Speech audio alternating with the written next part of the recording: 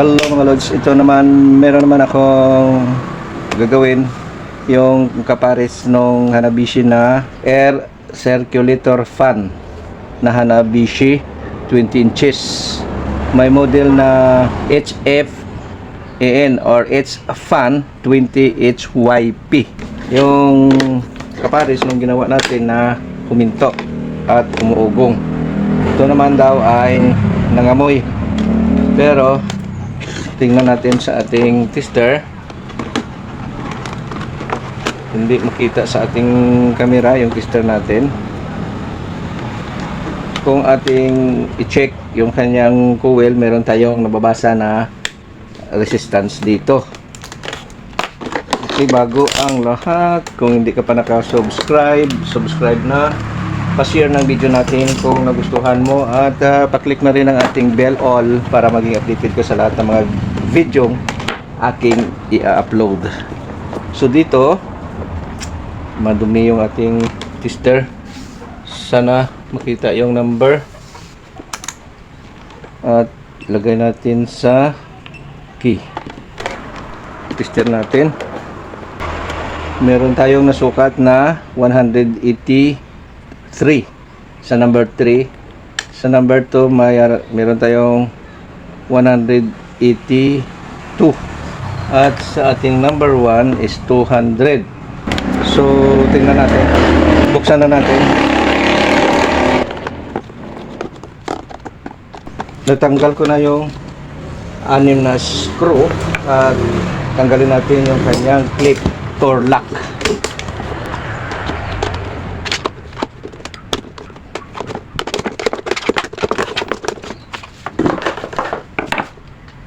Malambot siya, di ba?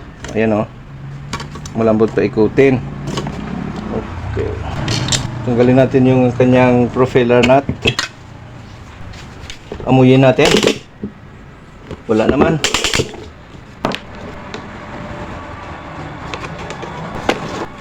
Tester natin ulit.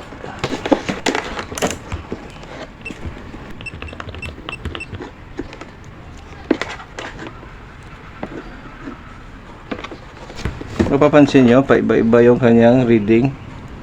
Yan o, pumipitik-pitik. So, tingnan natin yung switch.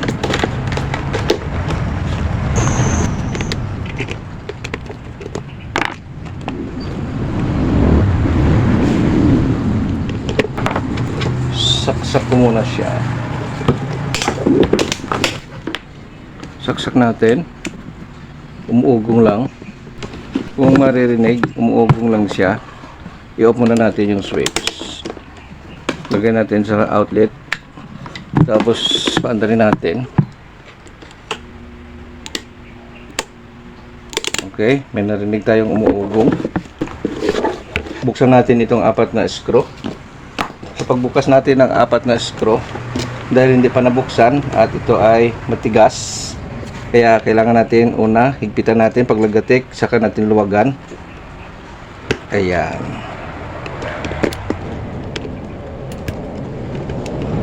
Ayan.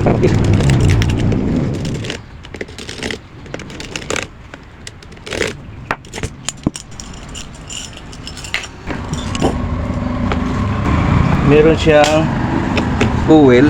Ito kulay sunog na siya. Yung isa at yung isa pa, bali dalawang coil yung parang mukhang sunog. So ito yung tingnan natin,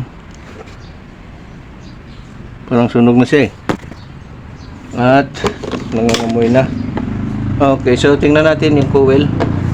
Dahil may nakuha naman tayong resistance na 181 sa number 2, kahit napihitin natin sa number 3 at ayan o, paiba-iba, at sa number 1 ay meron din pero paiba-iba.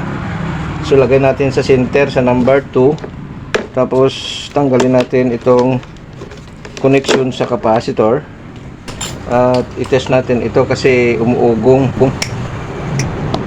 Dahil umuugong siya, ang capacitor or ang starting running na rewind or wind, yan yung ating itest.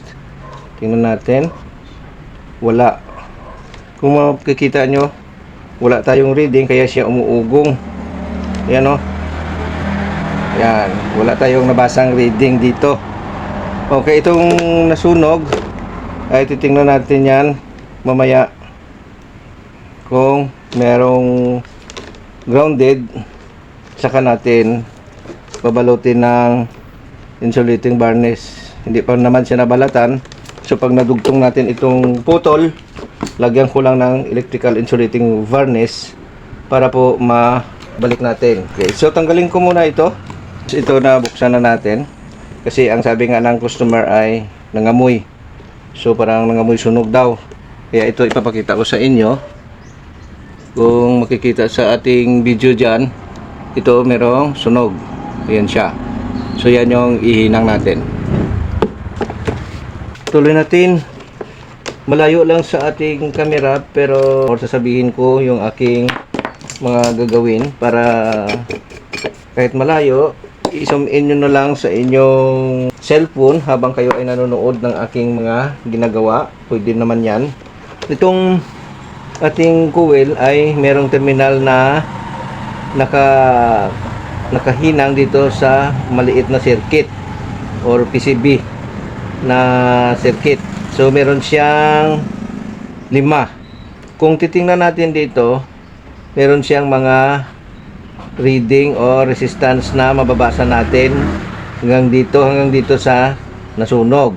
Ngayon itong nasunog ay dito yan nakakonekta sa isang linya ng ating capacitor o running capacitor, starting running. Ayan, ito siya ay 0. At kung titingnan natin dito ay meron siyang reading dito. Ayan o. So itong isa ay wala. Ito siya. Pero meron siya dito. Hindi lang siya makatawid dahil disconnected na siya or nasunog yung kanyang circuit. So yan po yung idugtong natin. Linisin ko muna. Nilapit natin yung ating phone para makita ninyo yung aking sinasabi. Ayan o. Sunog at butas yung ating circuit. So yan po yung ating idugtong doon para magkaroon ng connection at ito linisin natin kasi nagsisimula na ito. Para siyang nabasa or moisture ito kasi yung church na ginagamitan ay open area, so prone sa moisture. So linisin natin lahat yan at i-extend natin yung hinang, palakihan natin at ito lagyan natin ng jumper na medyo makapal na magnet wire para makatawid doon. So post muna natin at hindi nyo makita yung paggawa natin kasi walang taga-hawak. Ito na mga lods, na hinang ko na, nalagyan ko na ng bridge mula dito sa terminal na nasunog papunta dito sa isang wire ng ating capacitor at na-resolder ko na rin yung mga kasamahan niya, pinalakihan ko yung hinang ko para matibay siya. Ngayon itong carbon, tanggalin ko po yan para po mawala yung grounded. So kiskisin ko yan, ubusin ko yung carbon sa paligid para hindi po mag-grounded at hindi magkaroon ng spark. Okay, so ito na. Kung i-zoom in natin o refocus natin, ayan o, tinanggal ko yung maitim, yung sunog na carbon. So kakulay na siya ng ating PCB. At ngayon ito na, i-reading na natin para makita sa ating camera. Ayan, so ito o, kanina paiba-iba, pumipitik-pitik, ngayon ay wala na. Okay, tapos ito tawid natin doon. Okay, at saka ito kanina wala itong reading, itong dalawa. Ayan, so meron ng 306. At itong dalawa kanina na wire, ito ay wala ding reading yan, itong dalawa. Ayan, tingnan natin kung maka reading tayo dito. Ayan o. Di ba? Gumagalaw lang yan kasi hindi natin madiinan ng gusto. Basta may reading na itong dalawa na sa kapasitor. So ibalik ko lang yung kapasitor na tinanggal ko. Ibalik ko lang dito. Lalagyan ko lang ng langis ito at saka dito sa kanyang harap. Kasi wala naman problema yung bushing at shafting kasi malambot naman yung ikot kanina nung itesting natin. Umuugong lang siya kasi walang starting coil dahil po nasunog yung circuit, yung PCB, kaya naging no contact yung ating isang terminal ng wind natin, kaya siya na sunog. So naibalik na natin at itong makikita kanina na mukha siyang sunog, ayan o, dahil hindi naman siya amoy sunog, yung amoy ng may-ari is yung dito na amoy sunog, pero yung coil inamoy natin ay wala. At siguro dahil lang sa usok or ito ay masusunog siya, so lagyan natin ng insulating varnish. Okay, so pinaliktad na natin yung ating camera gamit yung front camera. At ito po siya ay atin nang ihinang. Idugtong na natin yung pinutol natin kanina. Dinalawa ko na kasi kung tingnan natin parang mukha siyang sunog. So kung papalitan siya ng coil ay puputulin din ito. So kaya natin siya pinutol dalawa para ma-check natin ng maayos.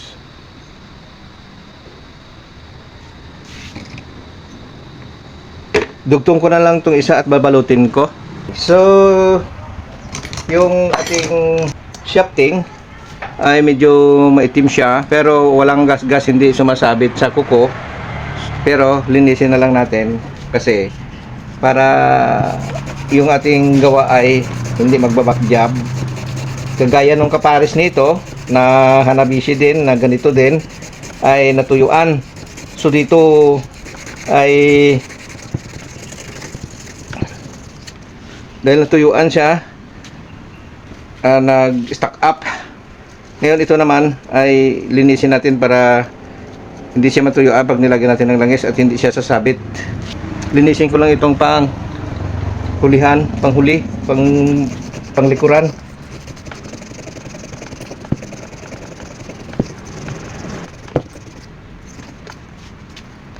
Nalinis na natin, ibalik natin yung kanyang spacer.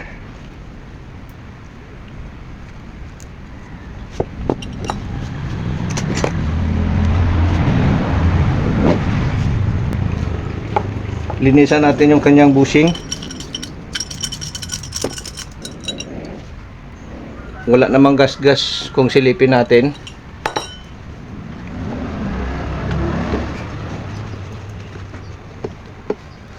Dito pa lang kasi sa shafting makikita natin na kung may gas-gas.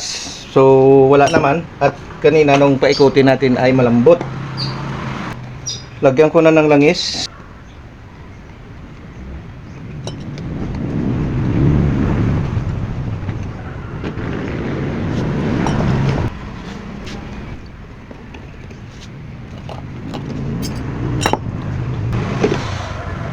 Lagyan ko muna ng electrical insulating varnish itong ating coil na parang masusunog siya.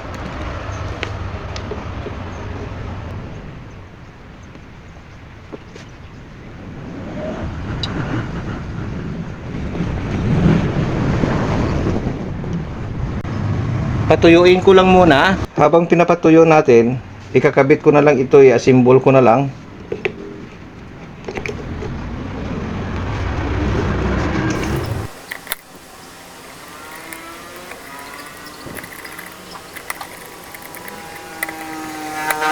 Ito na. So ikakabit na natin ito. Lagyan natin ang langis ang ating shafting, kunti lang. Kasi hindi naman yan mag-a-absorb dahil bakal yan. Okay. Alright. Kabit na natin ito.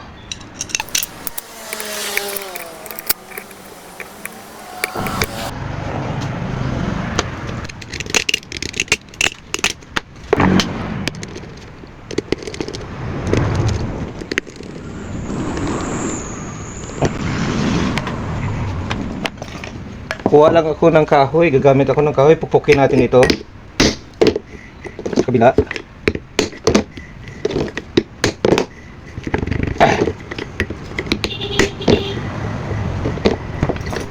Balik na natin yung kanyang C-clip.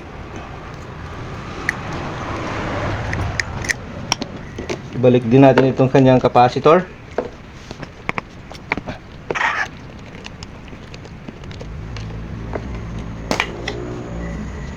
lilinisin ko lang yung ilisi, yung kanyang grills, at ito lilinisin ko lang, i-brush ko lang.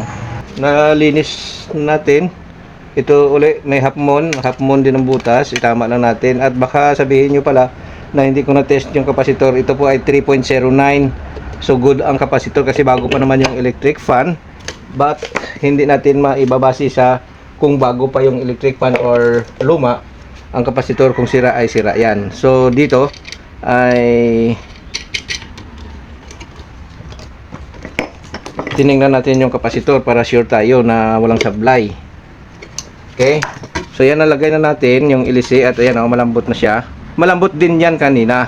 Ang problem lang talaga ay may nangangamoy daw, sunog, sabi ng may-ari. Kaya ito ay subukan na natin. Lagay natin sa number 3. Ayan o. Okay. Kanina, nung magsimula tayo, nung basahin natin dito sa plug, ang nababasa natin ay yung 1 ay tumaas. Yung 1, 2, and 3. Yung number 3 yung mataas at yung number 1 yung mababa. Kasi putol nga pala yung ating starting coil. Ngayon dito, i-check natin. Sana ay makita. Ang ito, hindi naman makita ang tester. Ito yung switch. Okay, so i-on natin sa number 3. Meron tayong 161. Number 2 natin dapat tataas. So 200, papitik-pitik. Switch yung problem na yan. Ayan, at sa 400, so tumaas. Tama to, yung number 3 yung mababa. So nag-i-start siya sa number 3, yung unang pihit or unang lagatik. Ibig sabihin po, bubuelo ng todo yung ating motor bago ka pumili ng tamang numero or tamang lakas na gusto mo lang ayon sa gusto mo. So yung design is dahil mabigat itong 20 inches na profiler or ilisi, kaya dinesign nila na yung unang lagatik kahit hindi mo makita yung number kasi nasa likod yung switch, kahit hindi mo makita yung number, basta yung unang kadalasan kasi unang lagatik ay ini-start natin. So unang lagatik mag-start siya sa number 3. So hatakin niya or paikutin niya ng mabilis at biglaan yung ating ilisi dahil mabigat siya. Kaya yan yung kanyang design. Ulitin natin, naka-off tayo ngayon. Plug in natin. Tapos i-on natin. Ayan, number 3 yan. Ito yung number 2 at yung number 1. Diba? So, ganyan na siya. Okay? Ayan. So, okay na yung ating electric fan. At amuyin natin. Wala. Okay. So, yung nasunog na sabi ng may-ari ay yung kanyang PCB na para sa kanyang solder terminal, kasi hinihinang po yung terminal na wire papunta sa 1 to 3 o sa speed selector na switch, at yung kanyang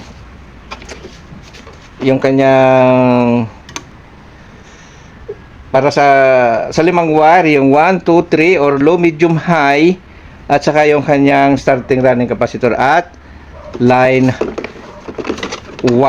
Okay, so ayan, nakakip. Okay, at i-screw na natin.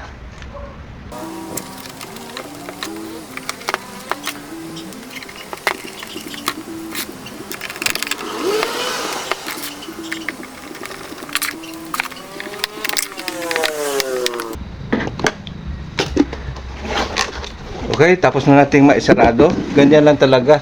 Hindi natin maiwasan na makalimutan kasi nagbablog nga tayo, not 100% na naka-focus tayo sa ating ginagawa. Kung di, nag-iisip din tayo ng ating mga sasabihin. Kaya nakakaroon tayo minsan ng kalituhan. Okay, so ayan na. Ayos natin yung ating camera. At siyempre, ayan na siya. Okay. Yan o. Plug in na natin. At number 3 or start natin. Ayan. And ito pa. At ayan. Okay, yan po yung kanyang number 1. Nagsimula sa number 3. Then pag nakabuelo, hanap ka na ng iyong gustong lakas. Okay, ayan na. So tapos na yung video natin. Maraming salamat. At sa lahat po ng mga nandyan, kung hindi ka pa naka-follow or naka-subscribe, subscribe na po. At pa-share ng video natin kung ito ay iyong nagustuhan at sa palagay mo ay nakakatulong sa iba. Pahit na rin ang ating notification bell para maging updated ka sa lahat ng mga video inyong or aking i-upload. At kung gusto mong matulungan yung ating channel, meron naman tayo dyan ng mga pa-member. Mura lang dyan, mababa lang. I-click nyo lang dyan yung tinatawag natin na join button at makikita mo dyan. At sana hindi kayo nag-i-skip ng ads kasi mabagal yung ating revenue. At saka meron din tayo dyan ng mga super chat, super thanks. Bahala na kayo dyan kung gusto nyong tulungan yung aking channel. Maraming salamat. God bless at mabuhay ang lahat. Bye-bye!